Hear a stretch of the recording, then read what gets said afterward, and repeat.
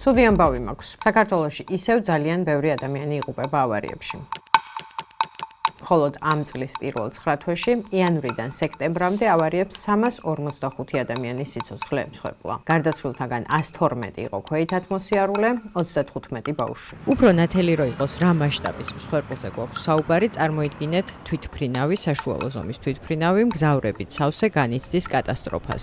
თვითმფრინავების უმეტესობაში დაახლოებით 300-დან 400 ადამიანამდე ეტევა. ავარიებში დაღუპულთა და დაშავებულთა მაღალი რიცხვი ამ ქვეყნის ძველი და გადაუჭრელი პრობლემაა. წელიწადში საქართველოში საშუალოდ 450 ადამიანი კვდება გზებზე და 5000-ზე მეტი მძიმე დაზიანებებით ხვდება საავადმყოფოში. ეს იმას ნიშნავს, რომ ყოველდღე გზაზე 1 ან ზოგჯერ 2 ადამიანიც კვდება. დაშავებულებიდან კი ზოგიერთი ხანგრძლივი და ძვირადღირებული მკურნალობის მერეც ვერ უბრუნდება ჩვეულ ცხოვრებას. ისინი ავტოავარიებისას კარგავენ ხელს, ფეხს, მხედველობას, სიარულის უნარს. ამ პრობლემას დიდ სურათში თუ დავინახავთ, აღმოვაჩენთ, რომ წელიწადში მილიონ მოსახლეზე საქართველოში ავტოსაგზაო შემთხვევებისას 129 ადამიანი იღუპება. ანუ 3-ჯერ მეტი ვიდრე ევროკავშირის ქვეყნებში.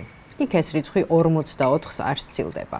სკანდინავიის ქვეყნებში სულაც რამდენიმე ერთეულია ავტოავარიების მსხვერპლთა რიცხვი. და ბოლოს კიდევ ერთი მონაცემი. შინაგან საქმეთა სამინისტროს ოფიციალური სტატისტიკით საქართველოში ავტოსაგზაო შემთხვევების ნახევარი მაინც გაუხსნელი რჩება.